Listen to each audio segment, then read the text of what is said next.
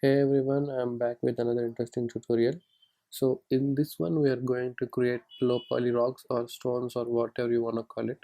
Usually we see this type of low poly rocks in video games or small animated videos. While making these low poly rocks we are going to learn how to use bisect tool in Blender. So let's get started. So first of all we are going to hide this light and camera. So go to object type visibility here, hide the light, hide the camera. Press Shift A, add a plane, press S to increase the size and hide it for now. Press Shift A again, add a cube, decrease the size, press S to decrease the size.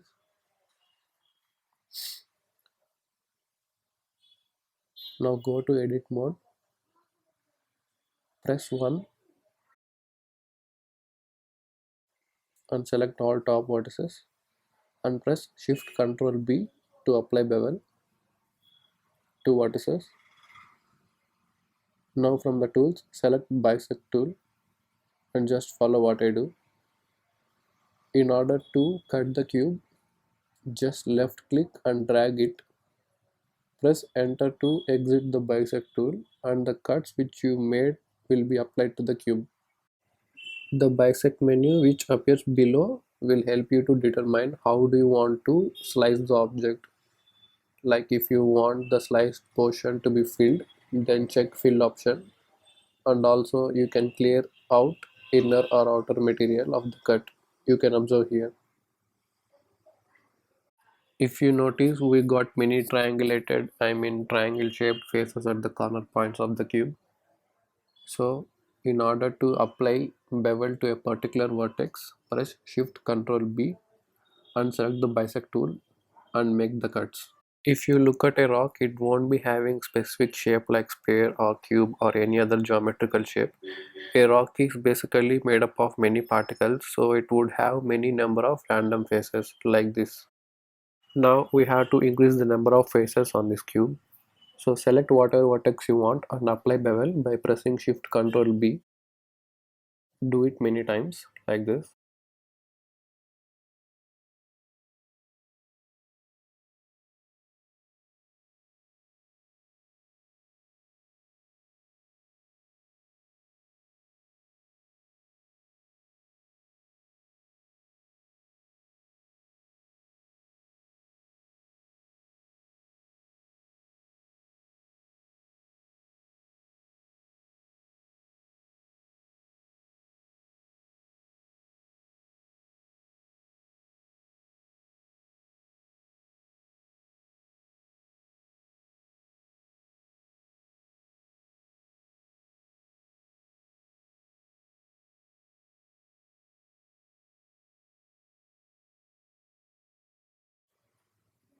Now select the top face, press 3 and select the top face. Enable the proportional editing, press S and decrease the size and rotate it along Y axis, press R and Y and move it along X axis, press G and X. Now select the cube and increase the size along Z axis, press S and Z. Now we are going to duplicate this rock 3 or 4 times and arrange them as a group. Just scale it by pressing S and G to move and R to rotate the cube, rock, along any particular axis. So I am unhiding the plane and just follow what I do. It's a simple process.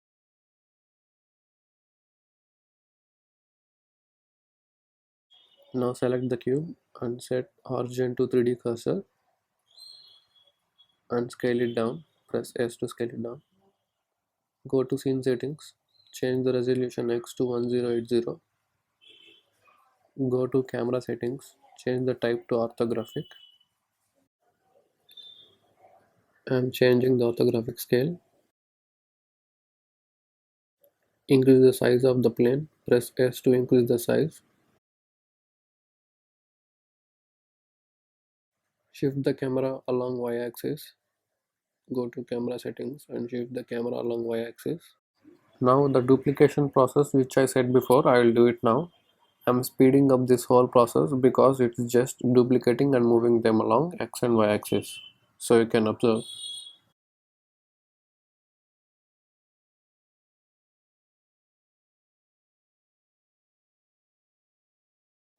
So select the plane and go to material settings. Give it a new material. Increase the roughness. Increase the roughness to 0.8 or 0.9, so it won't look smooth or shiny in the rendered image. Enter the following hex code.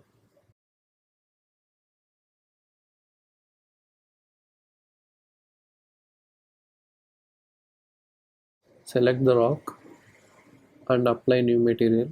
Change the material name. Increase the roughness to 0.8. Change the base color. Enter the following hex code. You can enter whatever color you want. Select remaining cubes and select the applied material cube at the last and press Ctrl L and select materials. So each cube will have same material. Now subdivide the plane. Just right click on the plane and subdivide it multiple times.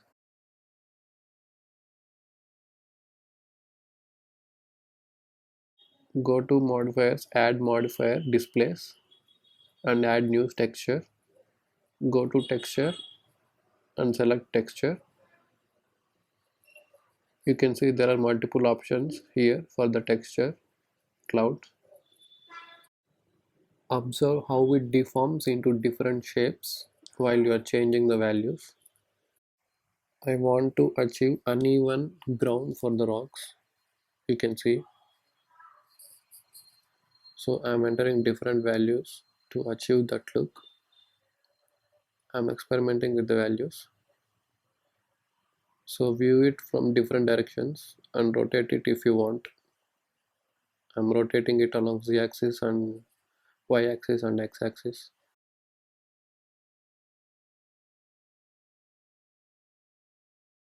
If you see, we got uneven surface.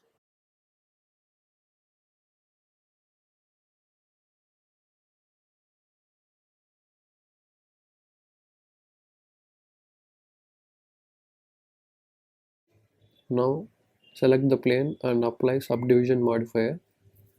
Press Ctrl 4 and right click on it. Select shade smooth also, so it will have a nice smooth texture. Now go to render preview. We are going to add a light, so let's unhide the light and camera. Go to top view, select the light and press G to move it.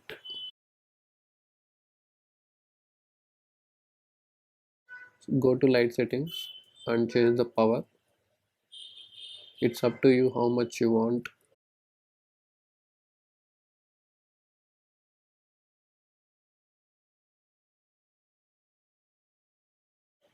I'm gonna shift the camera along y axis. Select the plane and increase the size. Press S to increase the size. Go to camera settings again. Shift it along y axis. Go to light settings. Change the radius to 2 meters.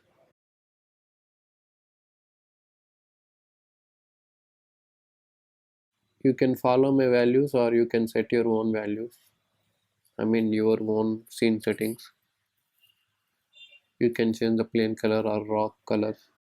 Now we have three big rocks and one medium rock, if you can see. So I want to have small rocks, I mean very small scale. So let's duplicate the small rock and resize it and move it along x axis. Just move it along x or y or z axis.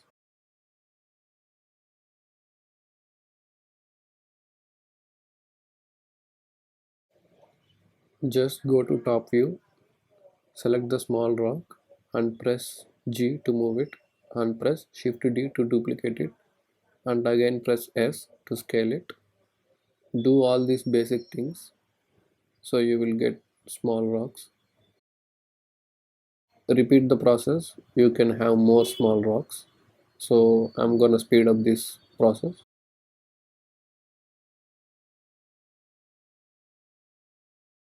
Now go to render preview.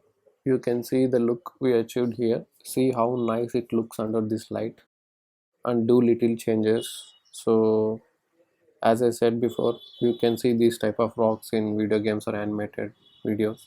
So let's change the render engine to cycles. Before it was EV, so now the render engine is cycles. So check adaptive sampling and denoising.